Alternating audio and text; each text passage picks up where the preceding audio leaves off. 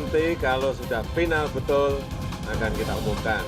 Tapi sampai hari ini 33.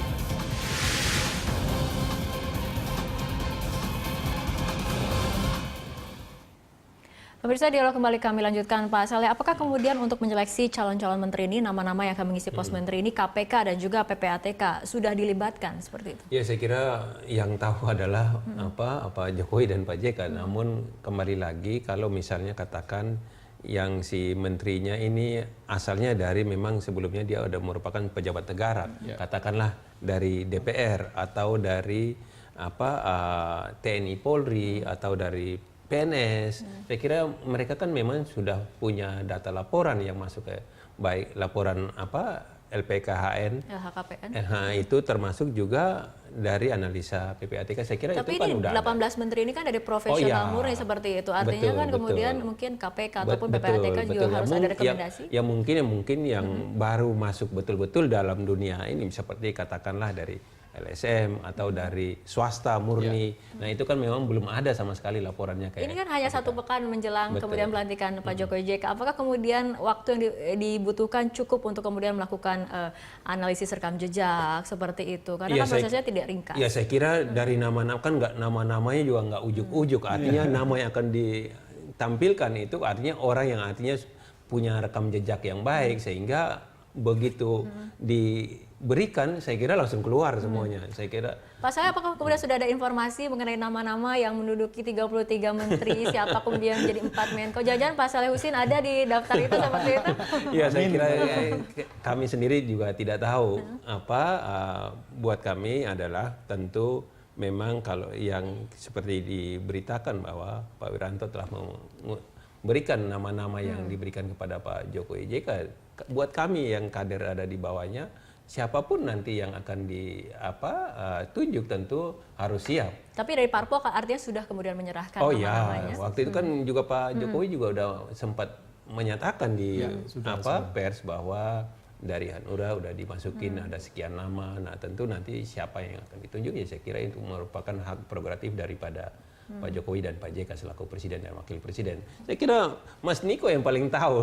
Kan biasanya kan analisanya sangat jitu. Oke, Pak Saya kira kalau nama-nama untuk ditanyakan ke KPK, PPATK sebenarnya tadi kan Pak Jokowi juga sampaikan di satu pos itu kadang ada 3-4 nama. Jadi ya itu semua saya kira sudah disampaikan untuk dicek. Jadi karena ini seleksinya tertutup, jadi kita tidak tahu apa proses di balik semua seleksi ini. Tadi kan seminggu ini kan tinggal mencari dari 3-4 nama itu mana yang satu yang terbaik, yang paling optimal ya.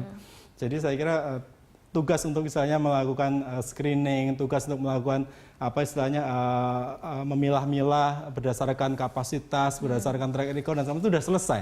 Termasuk juga tugas untuk mengecek apakah calon-calon ini, kandidat-kandidat ini memiliki beban hukum, memiliki potensi masalah hukum atau tidak.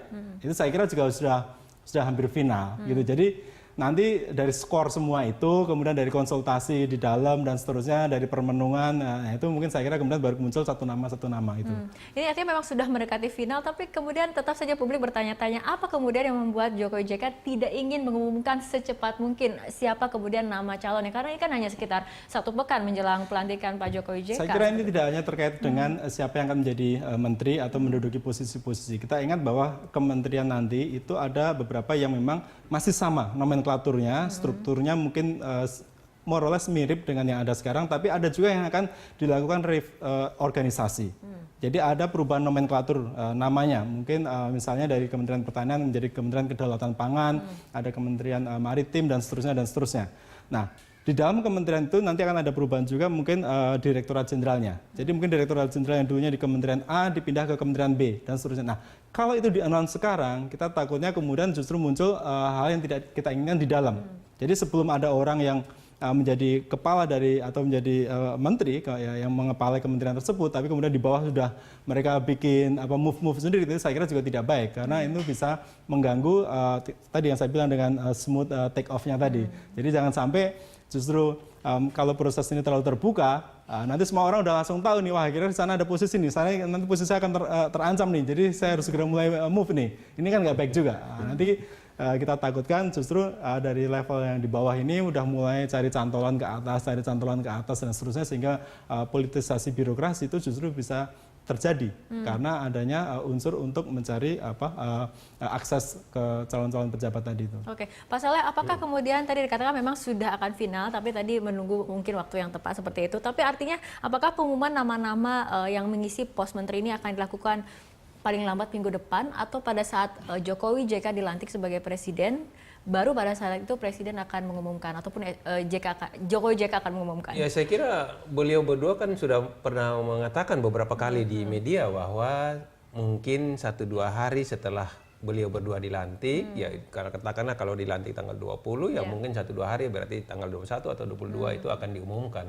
Jadi pengumuman Pak yang pasti akan dilakukan setelah beliau kemudian dilantik kan resmi. beberapa kali beliau berdua mengumumkan di pers. Ya. Oke, baik. Pak Niko dan juga Pak Saleh, kita akan lanjutkan perbincangan, tapi pemirsa kita akan ikuti jeda berikut terlebih dahulu. Tetaplah bersama kami di Prime Time Talk.